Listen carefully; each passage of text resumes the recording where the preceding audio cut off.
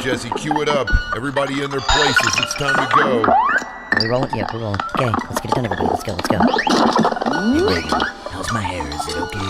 Poxy, they can't see you. All right, come on, let's go. Let's do this, people. Poxy, start on page 4. Get the Here we lines are. right this time. Right, I got it this time, I swear. 4, 3.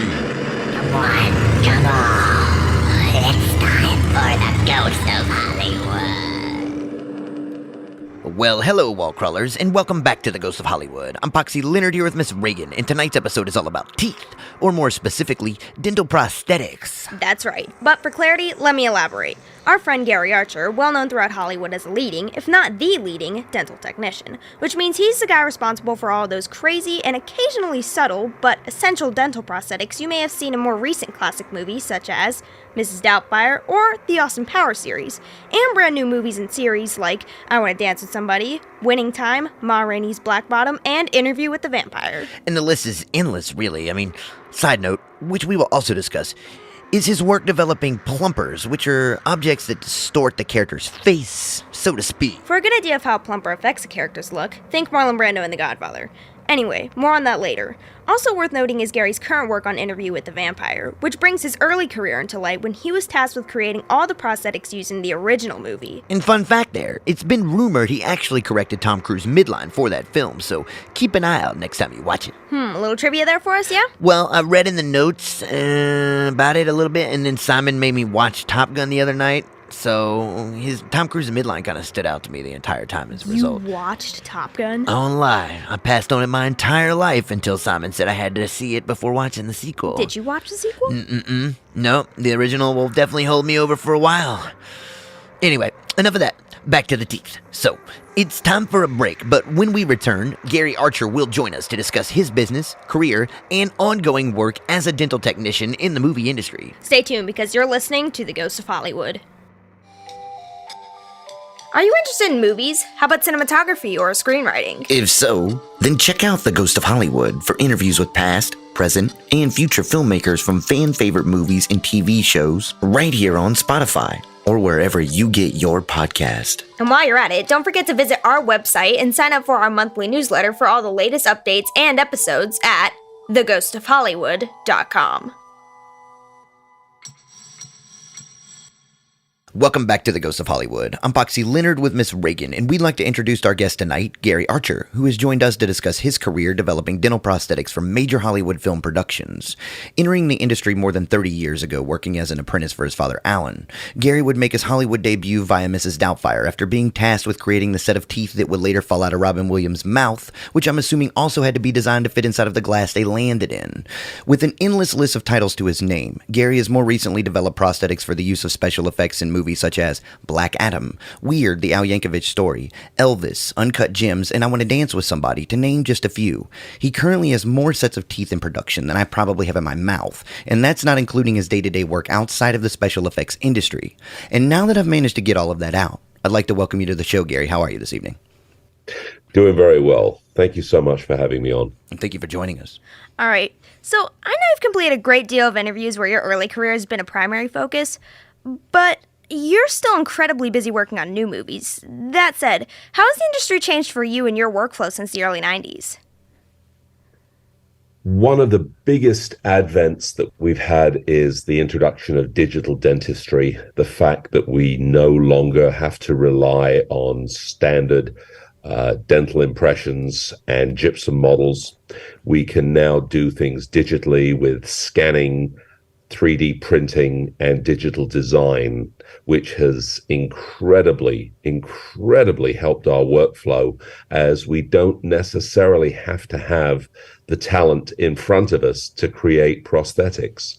We are able to create prosthetics built digitally, designed, milled, fabricated, and fitted onto the talent literally when they come into town or wherever they happen to be for the production. Oh, wow. So this has probably allowed you to expand to be able to get a lot more done, as you were saying. You're able to cover a lot more ground with this. As the technology increases, or did you feel more comfortable taking on or expanding the business in correlation to that? I never did. It was actually my partner in the UK, Dominic Monbrun, who dragged me kicking and screaming into the digital dental age. He is, much younger than I am, much more versed in the digital field. And I honestly was a little bit leery to start with, but the proof is in the pudding, as it were, and the results are in the teeth. We've done several big projects digitally, and the results have been beyond amazing. So I am fully committed, fully vested, and very happy to do these digital designed jobs, the digital impressions, and the 3D printed models. What had you hesitant initially? I didn't think that the technology was 100% there. Saying that, we had been using some of that same said technology for doing implant restorations and fabricating implant retained and implant restored dentistry.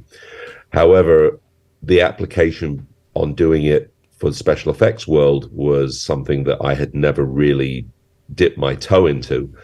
But the fact when COVID came along, it really forced our hand with probably the biggest show that we've done is the new AMC Interview with the Vampire series, which we had talent on not only in 3 different countries, on 3 different continents.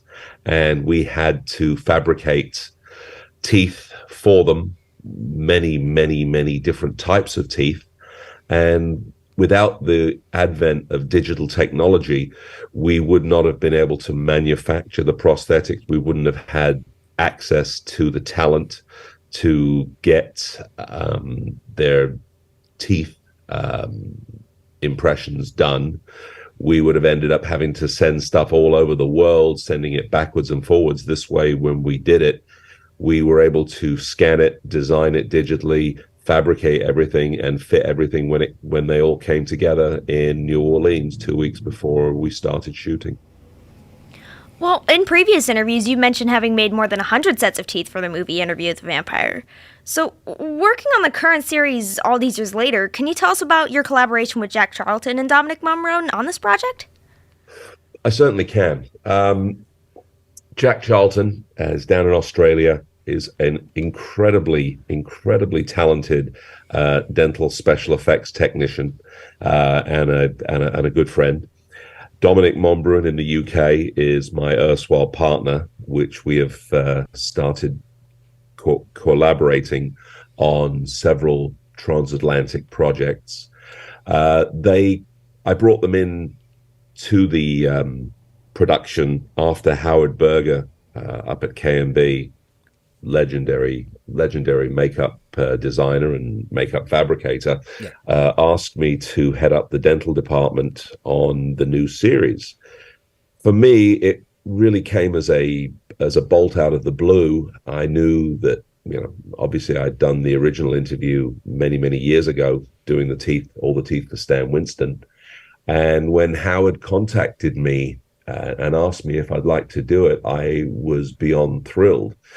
But Howard, being Howard, threw me a curveball. He said, well, there's a catch. He said, we don't have access to any of the talent. I'm like, okay, well, then we're going to call in some reinforcements. One of the actors was down in Australia, and the other one was Sam Reed was down in Australia. Jacob Anderson was in the UK, and Bailey Bass was on the East Coast. So they're here everywhere. I am in California trying to think how we're going to put all this together. And I was, obviously trying to think of ways of doing it. And it just literally came to me within about an hour. Let's go ahead and do it digitally. We'll do scans. We'll get everyone scanned, because obviously everyone was locked down for COVID, especially in Australia, where it was very, very strict. Yeah. So I incorporated Jack and Dominic, and I said, right, Jack, you're going to handle Sam Reed. Dominic, you're going to handle Jacob Anderson, and I'm going to basically handle Bailey Bass because she's literally on the same continent. So that's what we did. We split the entire job 3 ways.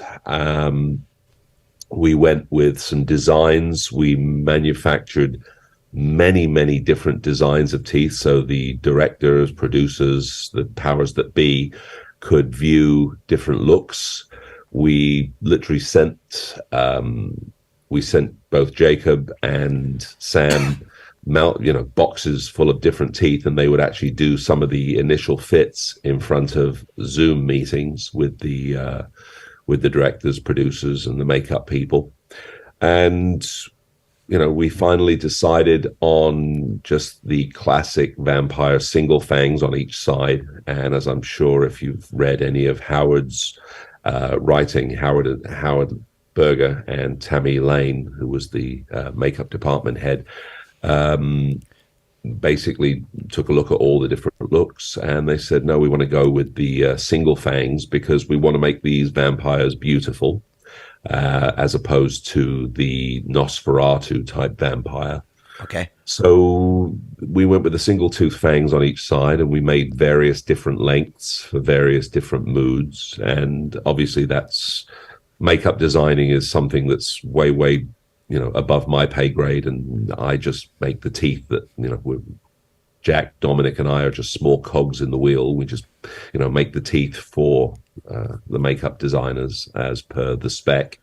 But we had a lot of fun doing it. The 3 of us were Zoom calling, WhatsApp calling several times a day, and of course with the time differences, I think we were getting Jack up at like 7 a.m, and you guys Dominic made it like an odd 3 a.m. kind of.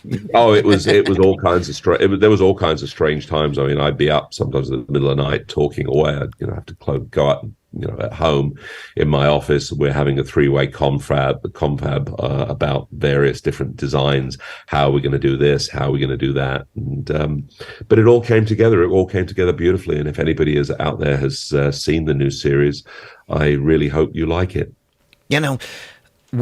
With the development of it, now, is there a lot of back and I mean, this is probably a naive question, but is there a lot of back and forth between the in the pre-production process? Like how early on do you get, like, do you have directors send you pictures? Do you how does this sort of the idea take place when they begin to sort of transcend whatever's going on in their head aesthetically and bring that to your table? That's a great question. And one of the hardest things for me as a dental technician effects designer is to climb inside a director's head and see what he sees. One of the hardest things, especially with monster teeth or, things that are a little bit beyond the norm, I like to try and get as much research material. I do a lot of character teeth. I'm doing several shows at the moment that we are making characters from history or characters from literature. What do you have as like a specific example you think that was been particularly challenging in this instance that you could give here?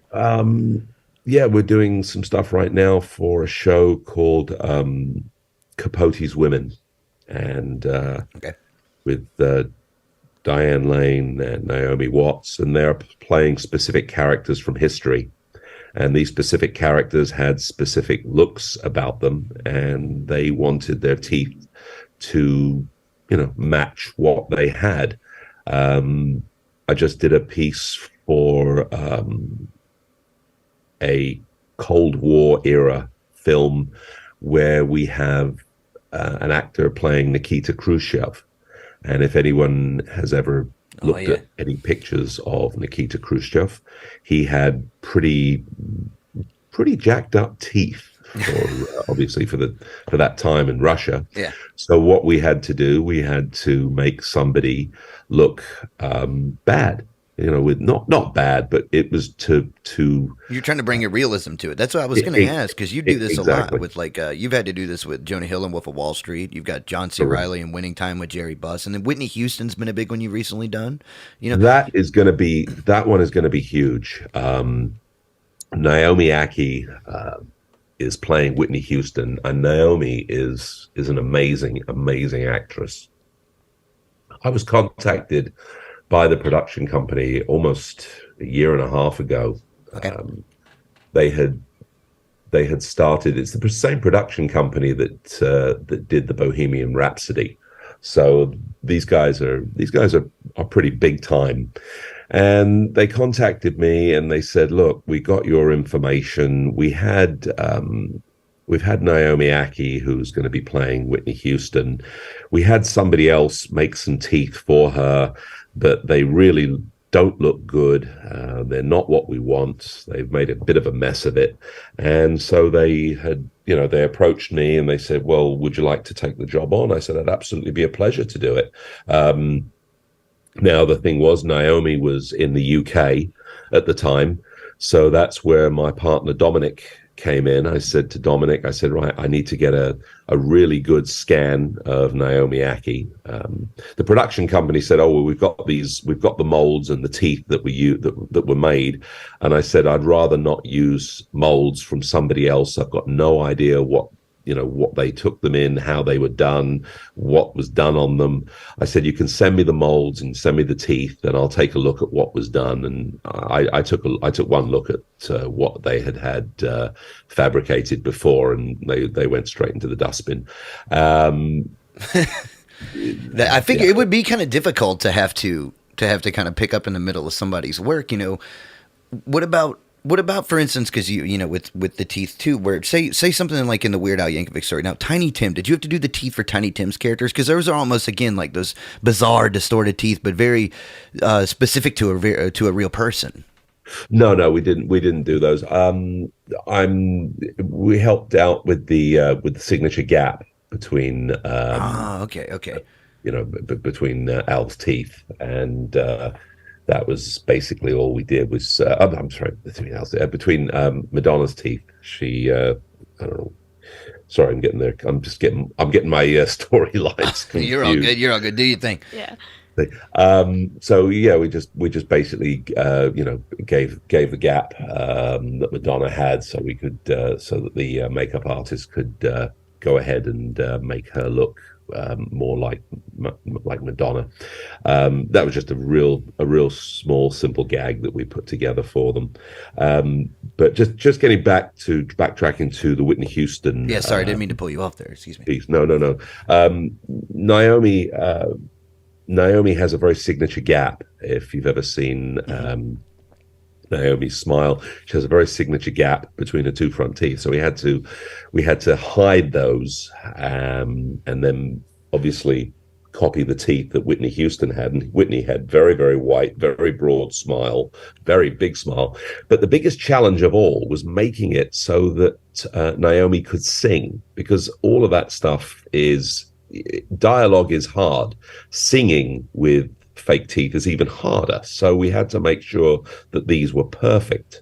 And there was also several other characters in there that we had to match historically. Bobby Brown and Bobby Christina Brown both did have signature gaps between their two front teeth. So we had to go ahead and make the two actresses that were playing those parts into we had to give them the signature gap to make sure that they looked like the characters that they were portraying as well. So sometimes it's just a simple little piece that we'll make that will just put a gap between somebody's front teeth that will transform them from the person that's playing them to the character that they're portraying. I understand. Now, what about with like a fictional character that you have to develop? I mean, one of the most iconic things you did was obviously with working with Mike Myers on the Austin Powers series. Now, that's a kind of some monstrous, gross teeth, but per se are also a fictional character. So where does development for that go to? Well, that was interesting.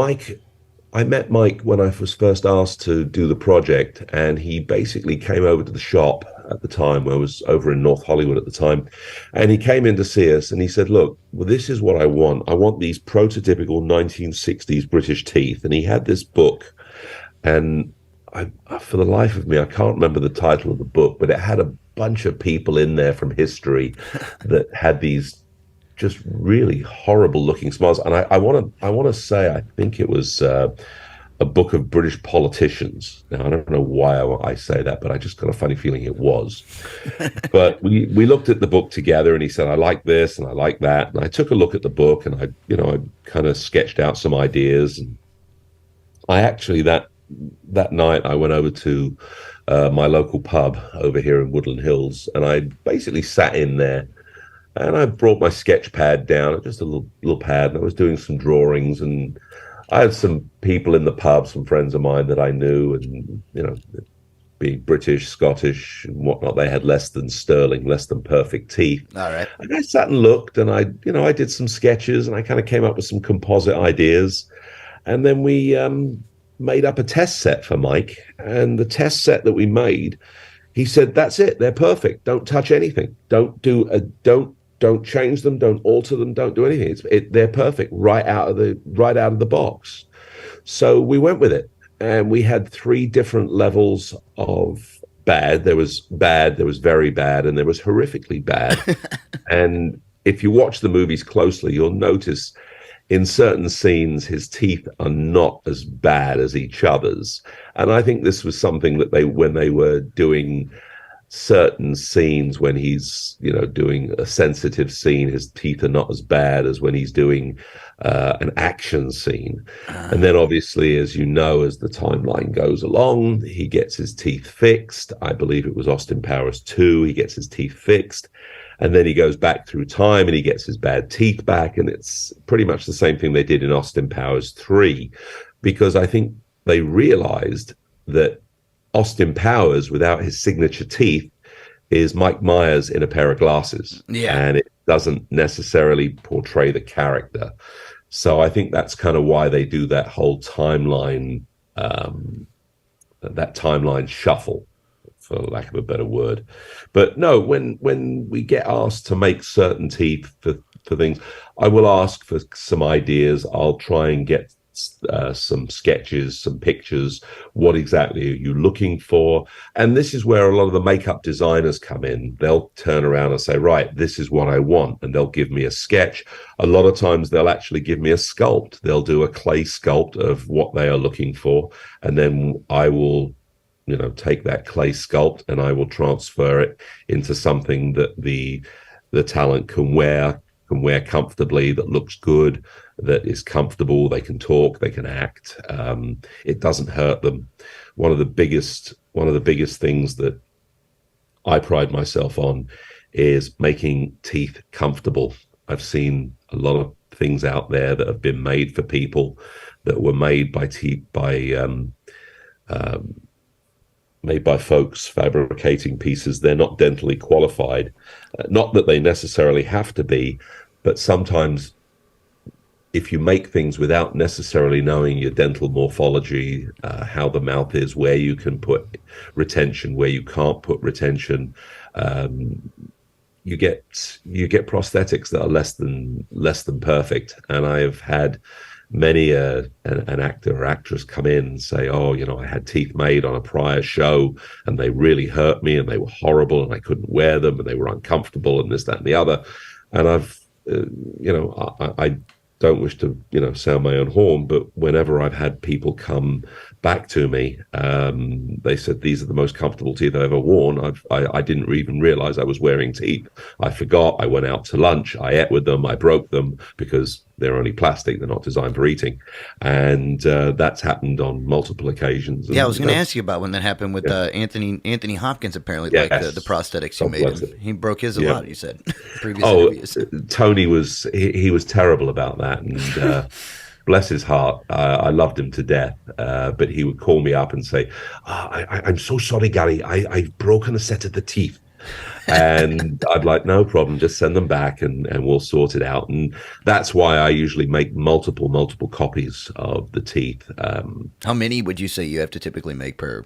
I mean, I guess, go ahead. Depending on the length of the production and how much the the talent is using them, I like to say between 3 and 4 sets per person, because that way I give them a practice set to work with just before they start production, so they can get used to it.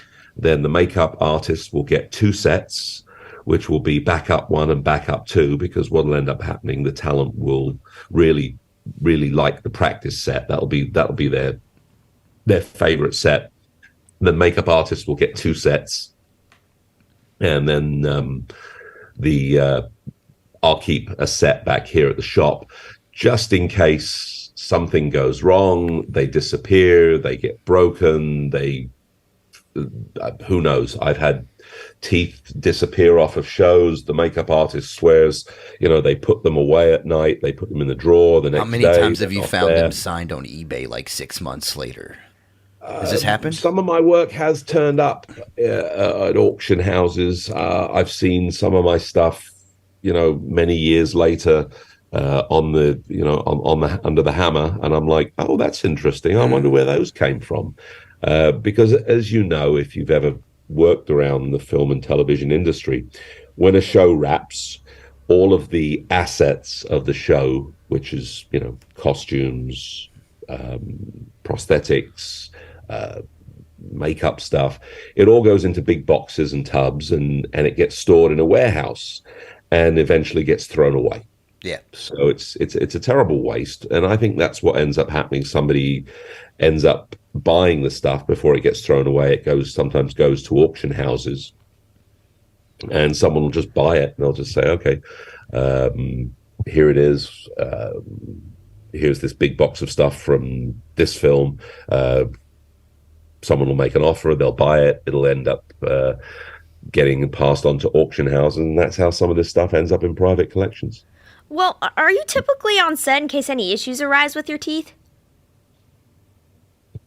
I like to come down and fit everything for the first time, whether or not I'm actually on set for filming.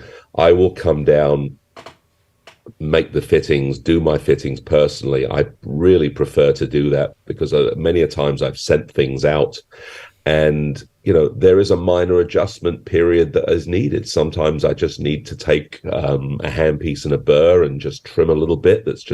It can press a little bit. It's a little too tight. Sometimes it's just it's not an exact science. There is a lot of exacting measurements that we do, but sometimes you just have to just adjust things.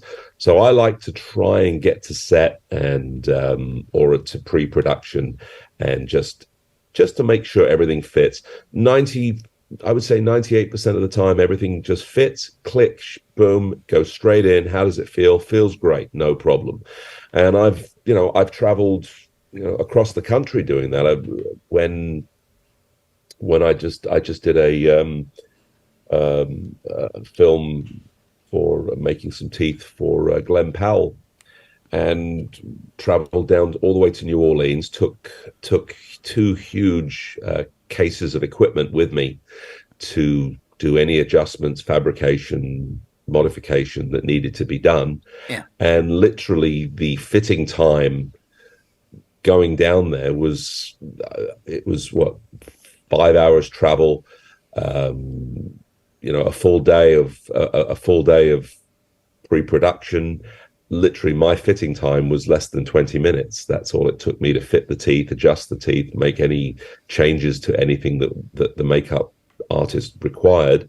And the rest of the time I'm just sort of sitting there talking to people, and I feel almost guilty at that point, because it's just like I've come all this way and I've done very little work. But then again, I've also had shows where where they didn't want necessarily to fly me out for the tests or for the makeup the first day of shooting. Yeah. And I get a call going, oh, so and so, there's a tight spot on the teeth that it's cutting a little bit.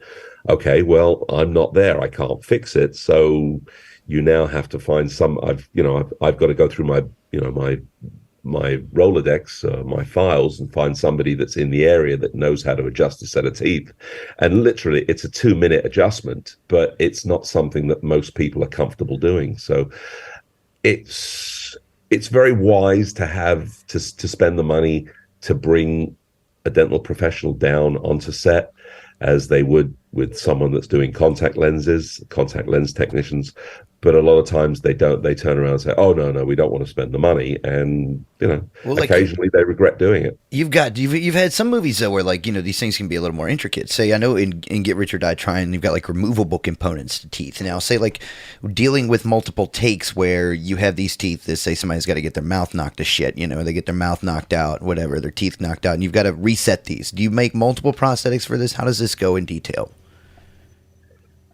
Get Rich or Die Trying, I was actually on set and I was I made two sets and I was resetting prior to each take. So what I would do is I would reset. I had both sets completed. We put the teeth in. I was literally just off of camera with a small workstation and they put the teeth in, they did the take, they pulled the teeth out. They cut. They said, okay, we want to go again. I provided them with the second set. As soon as they took the first set out, I went to my little workstation. I reset the teeth. I had them ready. So by the time they finished their reset and retake, I had another take. And we just basically went round. If I remember correctly on Get Rich or Die Trying, it didn't take that many takes to get it. They got it pretty quickly. They were very good with it. And we were able to do it with two sets. I just did another show, Leave the World Behind, which has got a similar type of thing where there's teeth being extracted, and we had a bunch of resets on that. So again, we made I think 2 or 3 sets that we had to keep resetting, but it worked out extremely well. The director, the producer, the cast, the crew, they were all absolutely revolted by watching teeth being pulled out of the mouth. And I'm like, yes, then job done. You've achieved your goal. Yeah. Yeah, exactly. So, you do these gory things. And it's funny because I was never one for horror films. I never much liked gore myself. Yeah. But when it comes to dental gore, I'm not in the tallest squeamish, but everybody else seems to be horribly squeamish by stuff like that. So I find it, I just find it amusing, but others may not. That's your way to punch everybody in the gut a little bit for fun. Yeah, no, exactly. How's the workflow go as far as you develop that on set? Because, you do a lot of things in the lab, but when you're on set, I know there's a lot of hurry up and wait. So where is like a dental technician on set do you kind of develop this workflow in order to continuously, get the back and forth going on? I mean, you say you're set up in a corner, you've got to reset. If something that's relatively extensive or time consuming, have you ever had to deal with that where there's been a lot of hurry up and wait? Yeah. And I've basically said to him, I said, mate, it's going to take me it's going to take 5 minutes. So you're just going to have to sit tight. I'll do it as quickly as I can, but that's the amount of time it takes. And quite honestly, there's always something else for them to do. There's always another, an angle, a camera, a light, a this, or that. I don't honestly feel that I'm the one that's, causing a hold up or a slowdown. I get things done as quickly as I possibly can. 2-3 minutes sometimes just to go and put the pieces back together again. My workstation is literally, I tell them, look, I need to be right here. I need to be just off the camera. I need to be walking distance. I can't run back to the makeup trailer and do this. This is not practical. This has to be done here. So you need to rig me up an electric power line, a table, and a light so I can see what the hell I'm doing. And I will do it as quickly as possible. I tell them this up front. They know it. So there's no unrealistic expectations. Well, you also have innovations in facial distortions. So, could you tell us a bit about what techniques you could use to cause specific facial distortions for characters? Yeah. We came up with something many, many, many years ago. My dad and I actually developed the prosthetic plumper. Right. At the time... Explain this. Okay.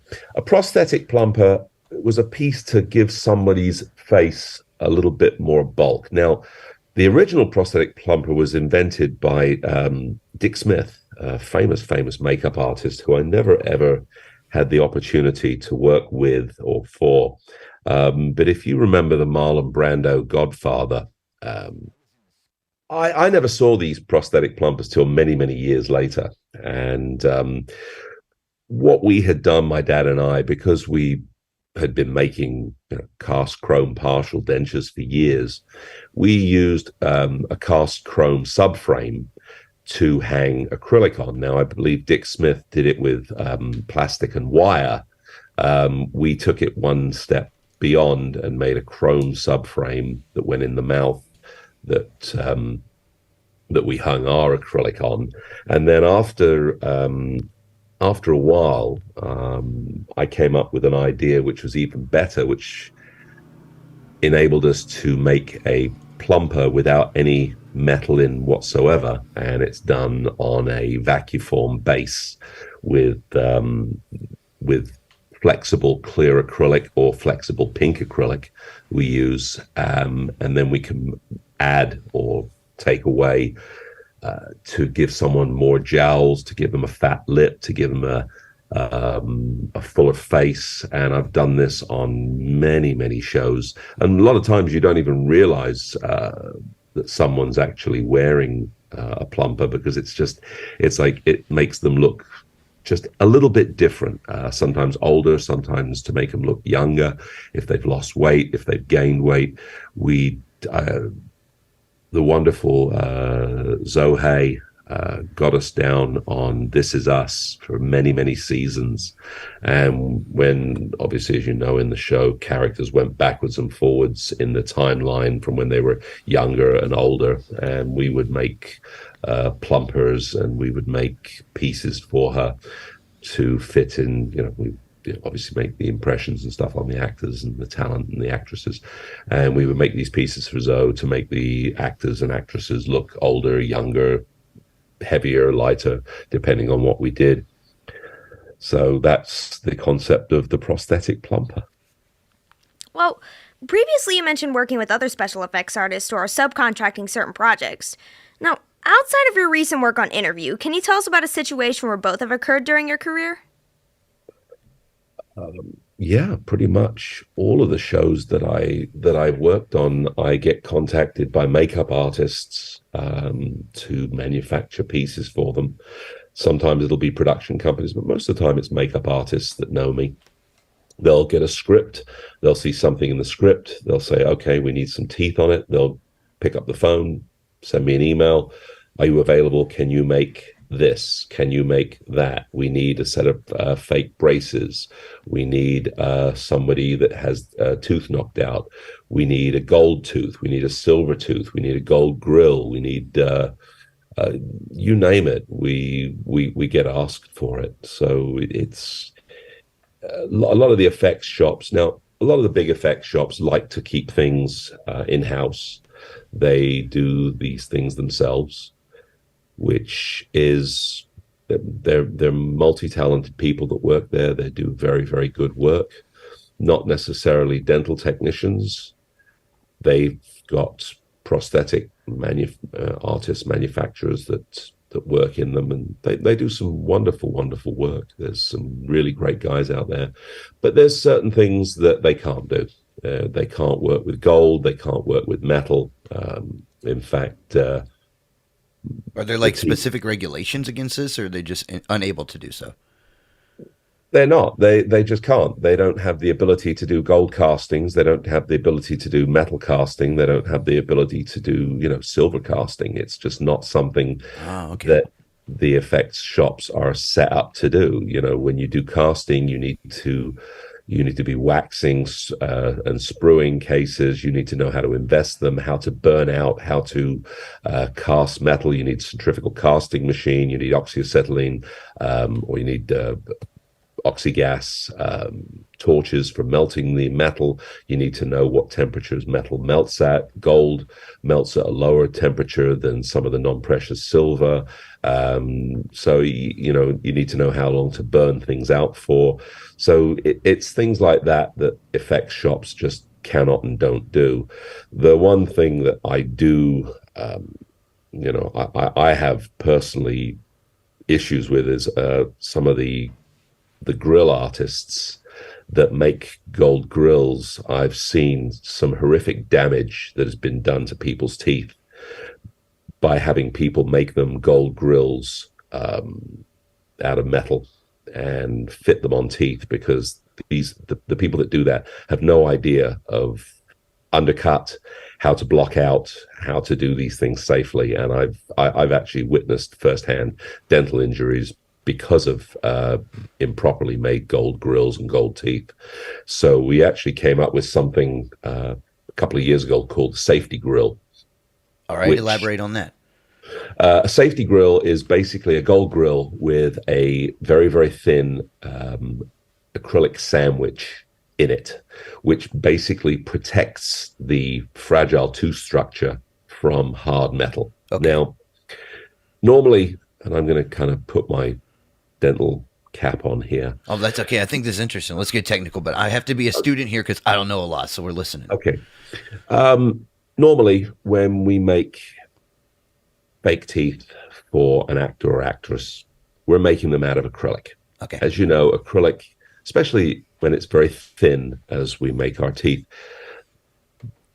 there's a certain amount of flexibility, there's a certain amount of give to acrylic.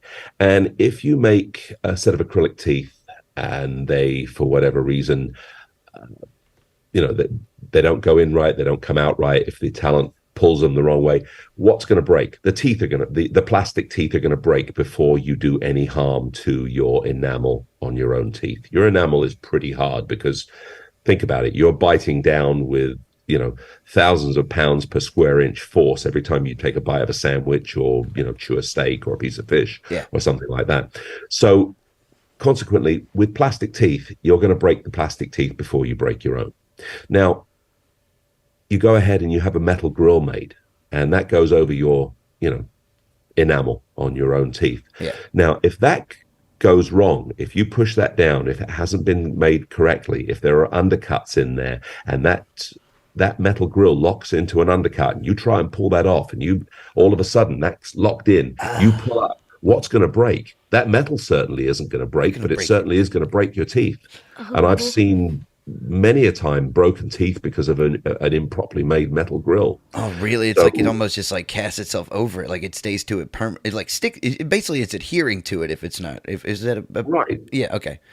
If you look at your teeth in a mirror, your teeth, where they overlap, where the interproximal areas are, where the teeth and the gums join, that's all considered to be undercut.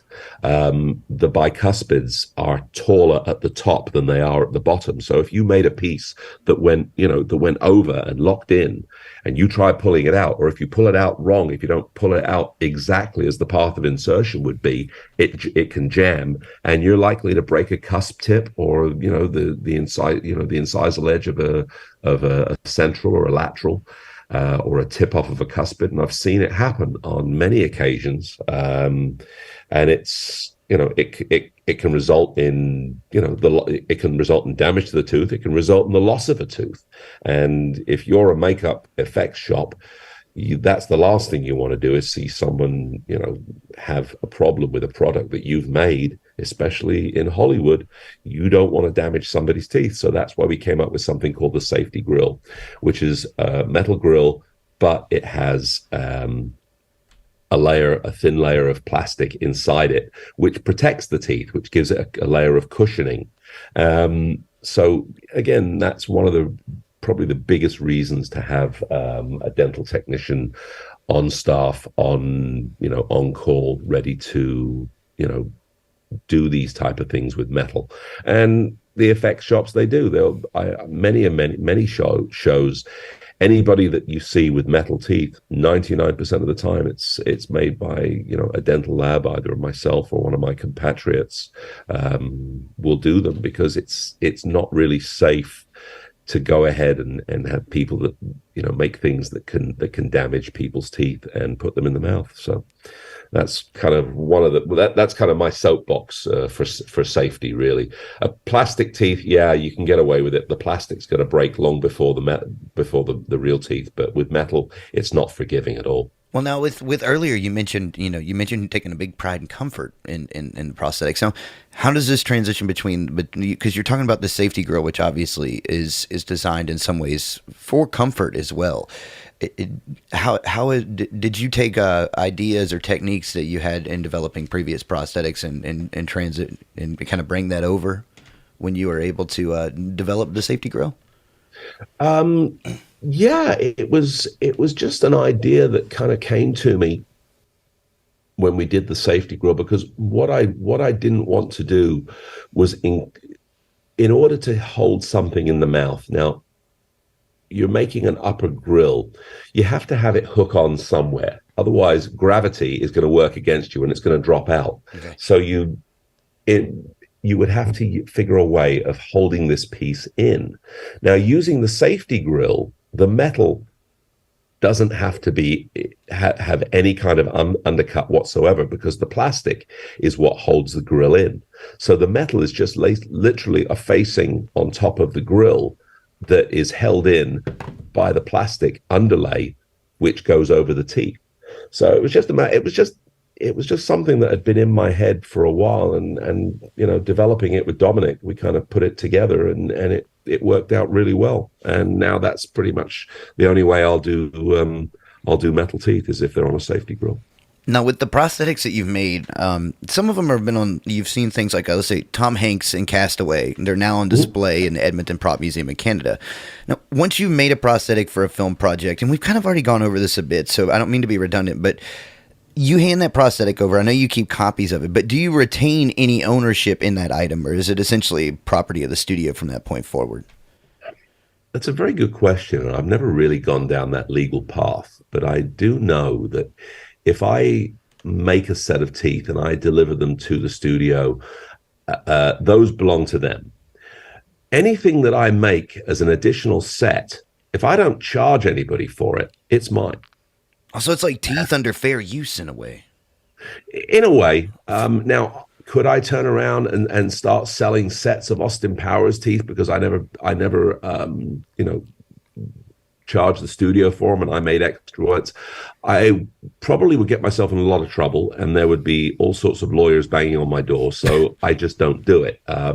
Anything that I've ever kept is just literally in a display case that I've just kept here for years. And occasionally when I do, makeup or, effect shows or something like that, I'll pull out a couple of pieces and we'll just put them on display just for fun. Well, how often do you do that?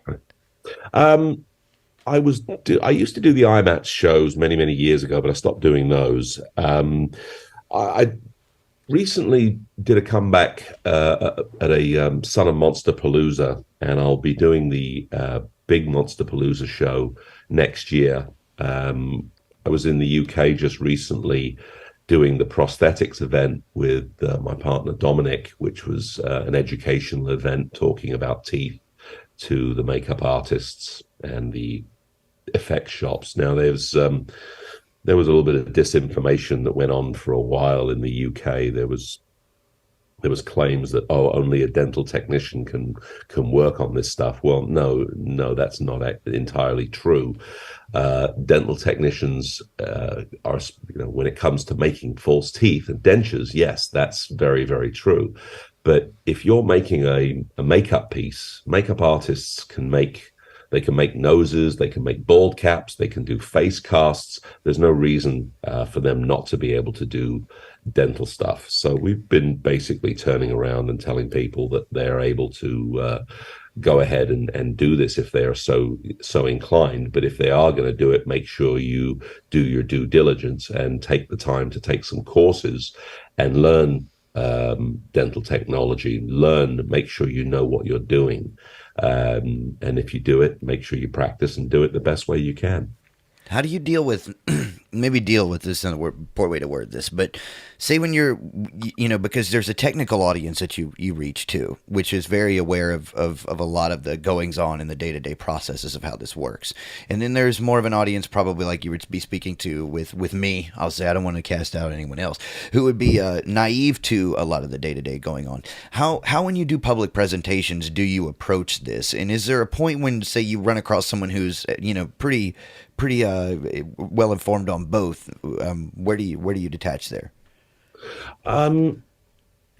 When we do public presentations, we're very clear on what your duty of care is, and that is to make sure that you do no harm.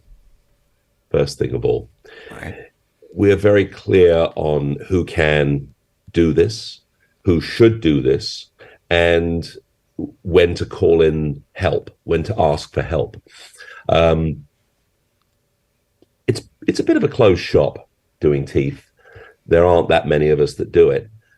But my attitude is always, I want to be able to help and advise. And I will always, my phone is always there. There are a couple of guys out there in the industry who will not. And I was actually shocked by some of the rudeness out there in the industry when someone has gone up to a renowned dental prosthetic fabricator and asked about, how do I go about doing it, or how do I learn to do it?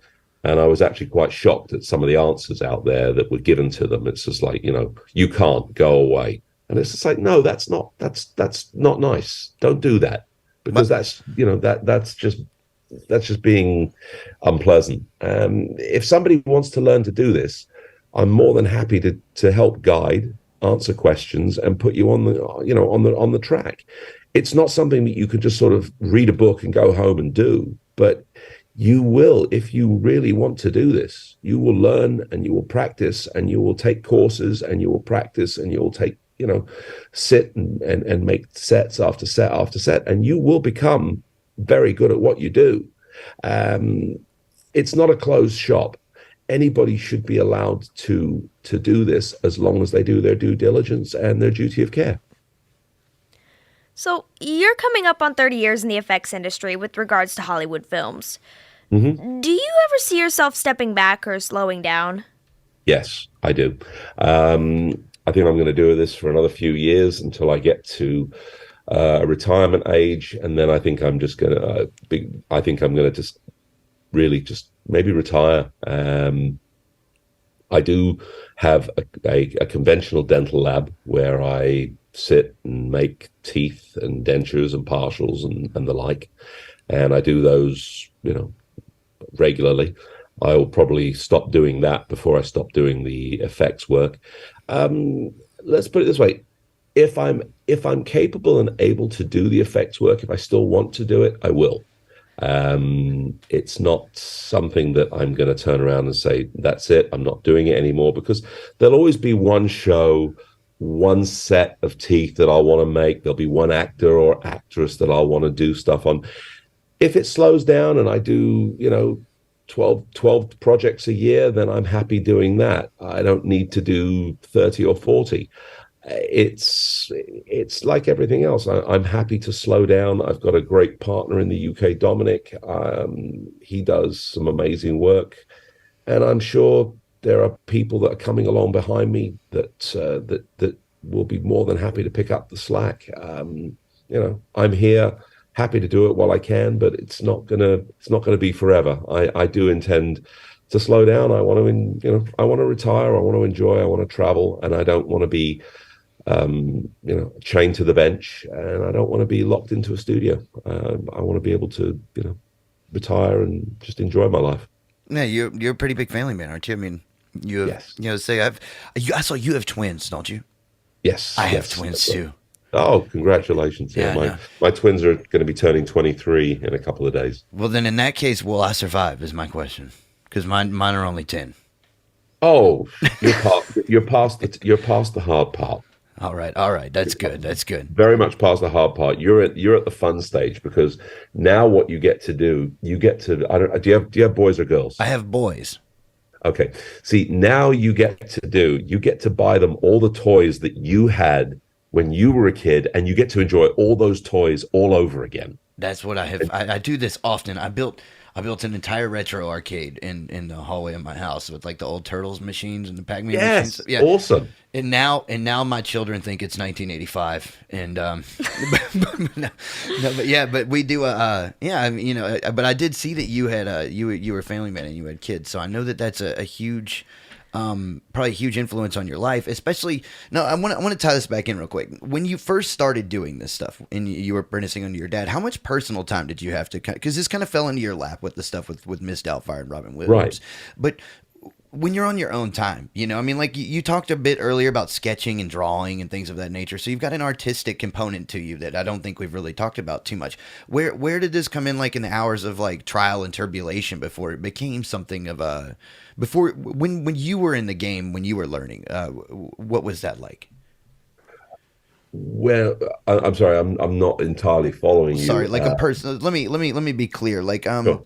when you were practicing and learning how to do this on your own, did you spend much time on your own, like messing with teeth and trying to kind of just making models for the hell of it and figuring out how some of this goes on? Well, it was all done in conjunction with working in the lab, because at the time, Dad and I, we had a pretty big, we had a lot of clients. We had about 70 clients that we were working for. And so there wasn't a huge amount of free time to kind of put this stuff together. So it was a matter of balancing the regular dentistry with the effects dentistry. And as time moved on, the effects dentistry grew and the regular dentistry declined, because as people will know, this generation, the denture generation, has had their last set of teeth. Now, with the advent of implants, we're replacing individual teeth with implants. We're not doing so much with bridges and partials as much. We're not making anywhere near as many dentures as we used to. So it's kind of especially here in California. In other states in the country, yes, there are still quite a lot of dentures being made, but here in California, it's definitely it has definitely declined. And also, Dad and I had an older clientele, and a lot of the guys retired and they sold their practices. A lot of the new doctors that bought the practices didn't really want to do dentures. They weren't comfortable doing them, so they just said, no, we don't want to do dentures anymore. So they would send their denture patients to a prosthodontist or someone else. And consequently, we never ended up replacing a lot of the doctors that retired. So nowadays, I work for about 15 doctors now, and it's enough to keep me. It's enough to keep me busy with the effects work. It's kind of nice. It's a nice balance. So, but a lot of times, right at the beginning, there was a lot of times I would work on weekends. I'd work nights, working on stuff to try and figure out ways of making things and coming up with new ideas. But for the most part, Dad and I we brainstorm together and come up with this stuff. Was there an initial intimidation in making teeth that weren't kind of for the everyday man? I'm sure that's gone away now, but back then. Huge. I mean, when someone turns around to you and said, oh, you're going to be making teeth for Sir Anthony Hopkins for a film where he's the lead in Nixon, I'm like, holy shit. A little surreal. I mean, these people are larger than life. These are not, Robin Williams and Tom Cruise and Brad Pitt and Anthony Hopkins and these people are enormous. Tom Hanks. It's like you don't just. There was a certain amount of awe and intimidation working on that. Back in the day, we were taking impressions, and you better be on your game, because you can't be choking Hollywood A-listers if you don't know how the hell to take an impression. So it was there was a certain amount of awe and intimidation. Now, to me, it's a lot less, but there are still times that I occasionally get an attack of nerves. Well, you've mentioned that your 3 iconic film projects are the Austin Powers series, the Blade series, and Interview with the Vampire. Today you have nearly 300 credits to your name, so what made these 3 projects so unique? Well, Austin Powers, as you know, because we got to design these really crazy, jacked up teeth for Austin. And let's put it this way, it's become iconic. 25 years later, it's still funny. It's still watchable. People still watch it. People still talk about it. People still imitate it. I still get requests. I had a request around Halloween from one of my makeup artists saying, "Hey, I'm doing this gag. I got to make a friend up to look like Austin Powers. Can you make her a set of teeth?" And I'm like, "Yeah, no problem. Send me a set of her impressions, and I'll whip up a quick set of teeth." And we went ahead and did that for her. That was so. That's funny. I bet they were in awe for that one. They're like, "Holy shit, we got the guy who's going to make you the teeth from the real Austin Powers teeth." So yeah, I bet there's all the other way around there. Yeah, exactly. It was, and for the original Interview with the Vampire, because it was the original Anne Rice film. It was done, with Tom Cruise and Brad Pitt and Tony Banderas and Kirsten Dunst and all the big cast, and we did all the teeth for all of them. So that was also, and again, I was also new in my career. That was very, very. That followed just not too long after Mrs. Doubtfire, and that was an enormous for me. I wish I knew then what I know now, because there was things that I would have done differently. But I was still, blown away by the fact that I'm standing there with a Hollywood A-lister, and here's me, this dental technician from North London, standing there, putting teeth in Brad Pitt's mouth, and it's just like, whoa, this is a bit of a head trip. Well, with Interview of a Vampire in the original one, was the aesthetic supposed to be the same as far as making them look beautiful? I have no idea. Again, that was a. I wasn't the makeup designer. I wasn't. I mean, just with with the teeth. I'm talking about like when you were earlier. You were talking about that was kind of an idea with the teeth, was not to make them look so monstrous, but to make them look beautiful. Was it the same with the original one? That, I believe, was with Howard and Tammy with the new one. They wanted them to look really beautiful. That was the interpretive take. And again, that gets into makeup design, which is way above my station.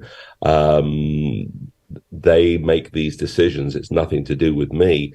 When I did the original one for Stan Winston, he basically gave me sculpts. He said, "This is how we want the teeth to look. Make them." So we went ahead and made them. They had tried to. I think they had tried to make teeth themselves, but they couldn't get them. They couldn't get them to stay in, or they couldn't get them to look good, or a combination of the two. So they brought me in, and I was able to kind of tick all the boxes for them. And then on Blade, it was kind of neat because Steve Harrington was the director, and he called me in to the pre-production meeting, and he said, "Okay, we're going to do this, and we're going to make Blade." We're going to make Blade, and this is going to be the vampires. And he said, "Come up with something for Blade." And he just basically said, "Come up with something." So I came up with something, and I came up with the multiple fangs on each side. And Steve said to me, he said, "Well, why did you do that?"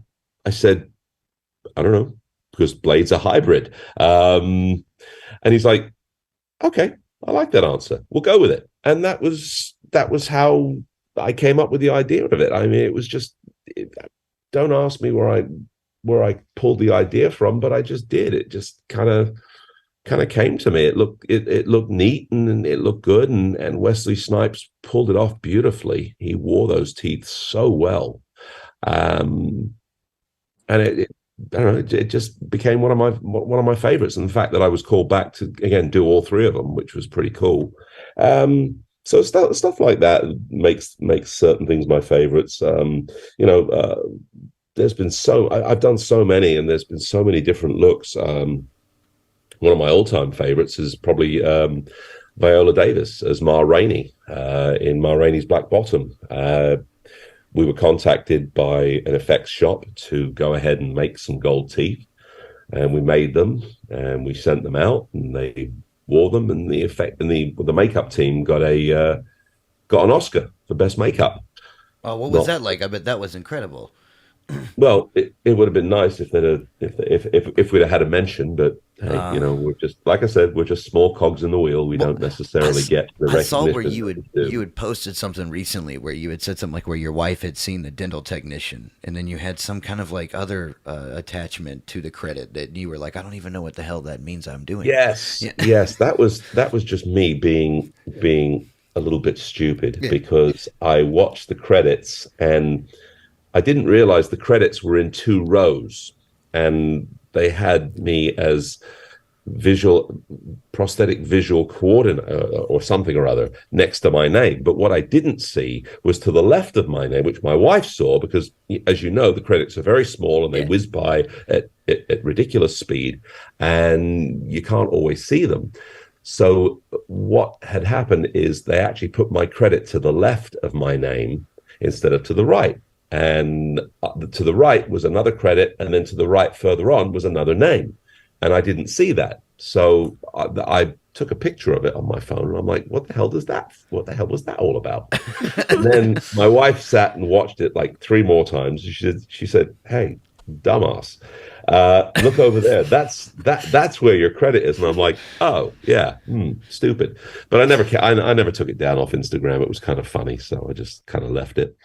And you know, thanks to the eagle eye of my wife.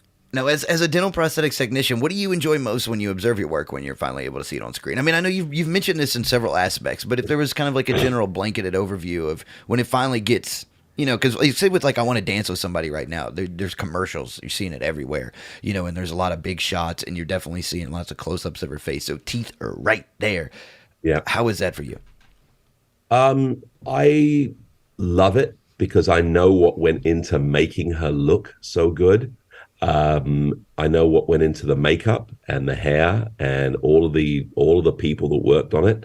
Again, I'm just a very, very small cog in the wheel.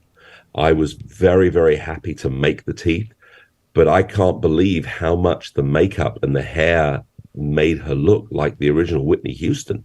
I mean, obviously it's a combination of all the parts, but I did my job, they did their job, and the result is phenomenal. And I'm really, really hoping that people love the film as much as, you know, I loved working on it, and I loved doing those pieces for Naomi. And I hope that she hears this. And I just love the way you portrayed Whitney Houston, just in the commercials and the trailers alone. It just looks stunning and phenomenal, and I really, really hope that it sails at the box office and does really, really well, because I think it's something that needs to be done, because Whitney was an American icon. So I'm hopeful that the way everything kind of comes together, you know, when they release it, it's a good thing. I just love the combination of, you know, the makeup and the effects and the hair and the costumes, and, you know, the fact that I was able to do these really nice looking teeth, and the fact that looking at them, everybody that said to me, those teeth look so natural, I can't believe they're fake. So there in itself is job done. I've made people believe that those are real, as opposed to plastic and acrylic. Are you ever presented with any like technical challenges, like concerning lighting or color space or anything? Does it ever go into that depth? Oh yeah. When we make stain templates, I did some pieces for Salma Hayek on. I'm trying to remember the name of the film. not too long ago. Bliss. Okay, It was with okay. Owen Wilson. And when she is in this dream sequence, as you know, Salma's got beautiful white teeth, so we had to make her teeth look yucky, Yeah. stained, dirty. And I made these things called stain templates that just basically popped over her own teeth. And when we popped them on in the trailer, she freaked out because in the trailer, there's fluorescent lighting.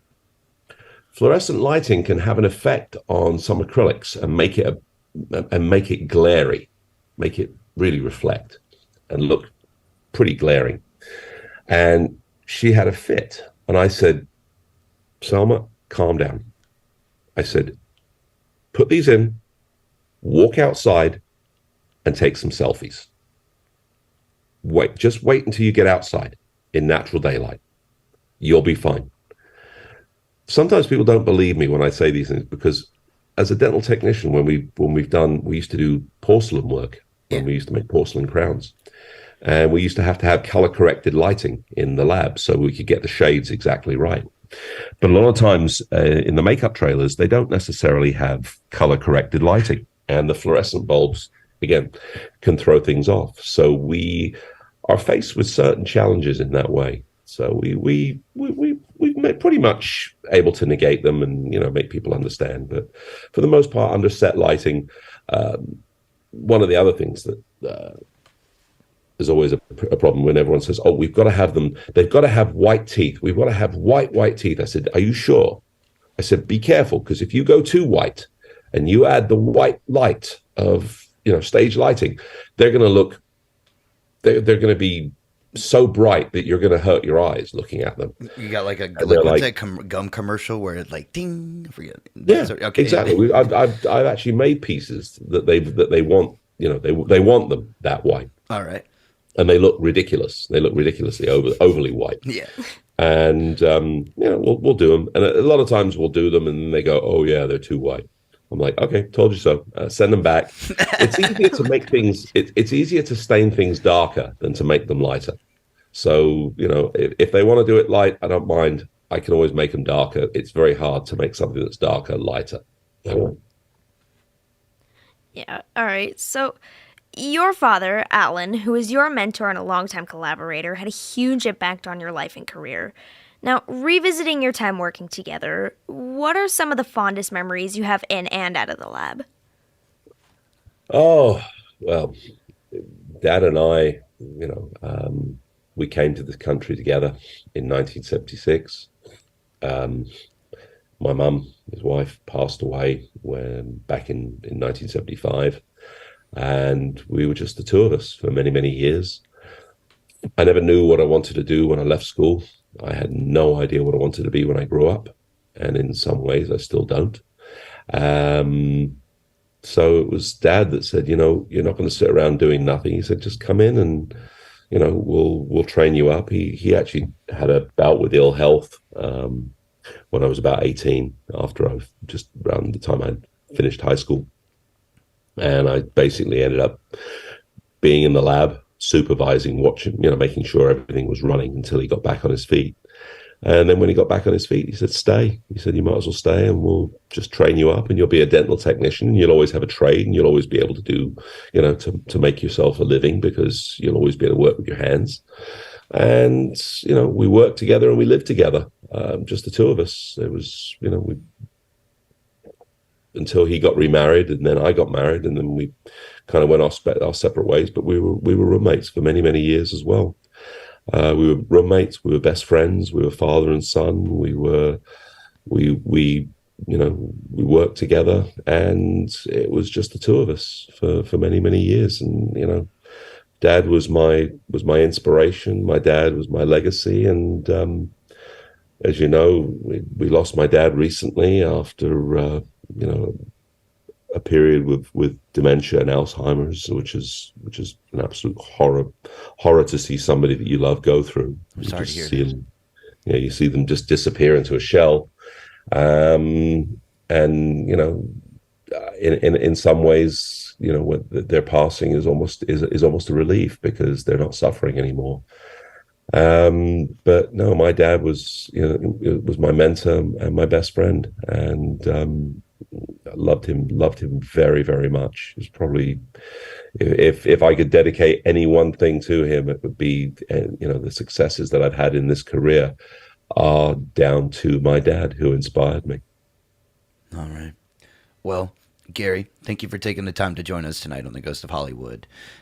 It's most definitely been a pleasure speaking with you. What was your father's favorite movie to work on? Do you remember what his favorite movie to work on was? Oh gosh, I think his favorite was when we did Nixon with Sir Anthony Hopkins, because my dad and Sir Anthony Hopkins got on very well. They just had this immediate rapport. My dad had a rapport with many actors and actresses. He got on very, very well with Michael Caine when we did Austin Powers 3. They actually went to the same school as each other, different years, but they were in the same school. And they had a lot of memories of the East End of London together, and they talked a lot about mutual friends that they had. So he thoroughly enjoyed working with Michael Caine. And many other Hollywood legends, Bette Midler, John Voight, Helen Mirren, who all came into the lab at various times. They found my dad to be a kindred spirit and a kindred soul, and they really very much enjoyed talking, laughing, singing. In Bette Midler's case, with my dad, just a lot of fun, just really great memories. All right. Well, we appreciate, like I said, again, we appreciate your time coming on The Ghost of Hollywood tonight. So you can check out more information about Gary Archer. What is the there's a lot of information out there. What would you say is the best resource to find information on you? IMDb under Gary Archer, and Instagram is teeth_by_Archer.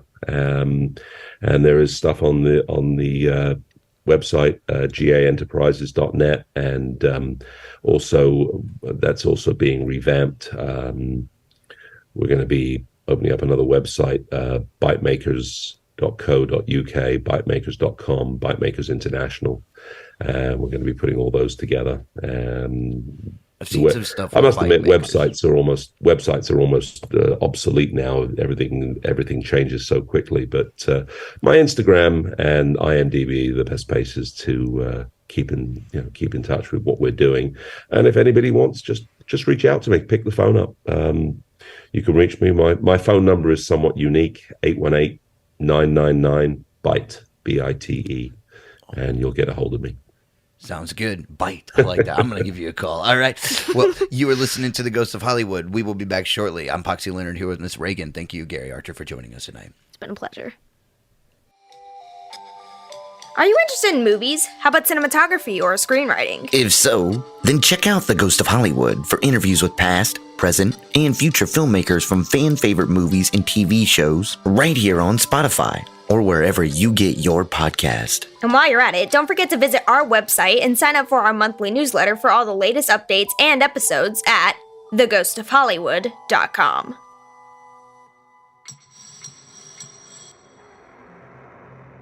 Welcome back to The Ghost of Hollywood. I'm Miss Ragan here with Poxy Leonard, and we've just wrapped up our conversation with Gary Archer, discussing his work on dental prosthetics for all sorts of incredible movies to have seen the silver screen over the last 3 decades. For more information on Gary, you can check him out on IMDb or simply give him a call, since he plugged his number earlier during the interview. We'd like to thank Gary for joining us on the show tonight, and you, the listener, for tuning in on our conversation. We'd also like to thank our crew here at The Ghost of Hollywood for all their hard work as we make our way into the thick of Season 3. In recent news for The Ghost of Hollywood, we've updated our website with all kinds of cool stuff. So get to it and visit us at theghostofhollywood.com. While you're there, you can sign up for our monthly newsletter to keep informed with all the latest on The Ghost of Hollywood. Alright, wall crawlers, that's it for episode 22. We will be back next month with a brand new episode, so enjoy your time away from me while you can. I know I sure will. Well, aren't you sweet, Ragan? Why, yes, I am. And that's it, everybody. Until next time, good morning and good night. You've been listening to another episode of The Ghost of Hollywood. The Ghost of Hollywood is directed by Zach Flannery. The show is authored by Chris Klon and Zach Flannery.